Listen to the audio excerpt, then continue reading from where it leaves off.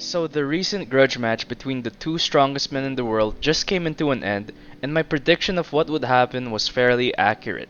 All it really came down to was experience and Thor having an understanding of boxing fundamentals. So now let's take a look into how Thor actually got the job done. Now right from the beginning of the match, Thor is already making great use of the jab, perhaps the most important punch in the entirety of boxing.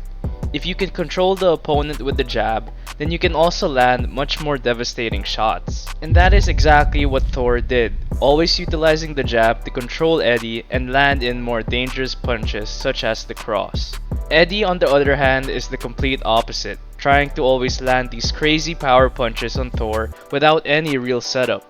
However, early on in the fight, he was able to land some of these devastating shots. But this doesn't always work, and oftentimes the punches miss the mark entirely. See? Not even close. Jab equals setup, basically used to blind Eddie so Thor can land in the much more devastating punches, which is the cross.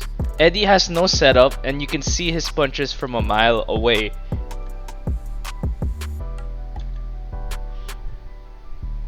Already from his stance alone, you can tell what punch he's about to throw.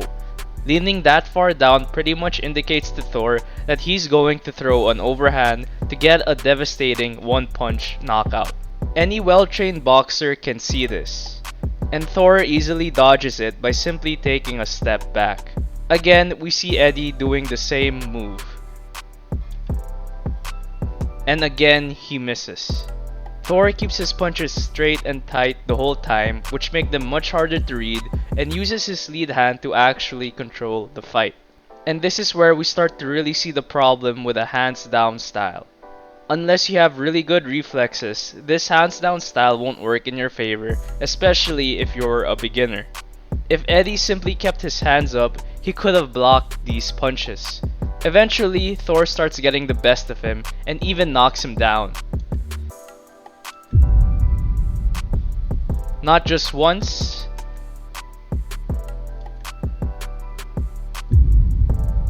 but twice. So all in all, pretty close to what I predicted.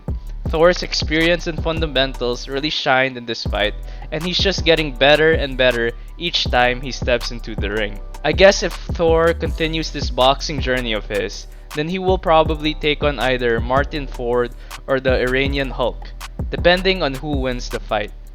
Or if ever you have someone else in mind, then let me know down below in the comments.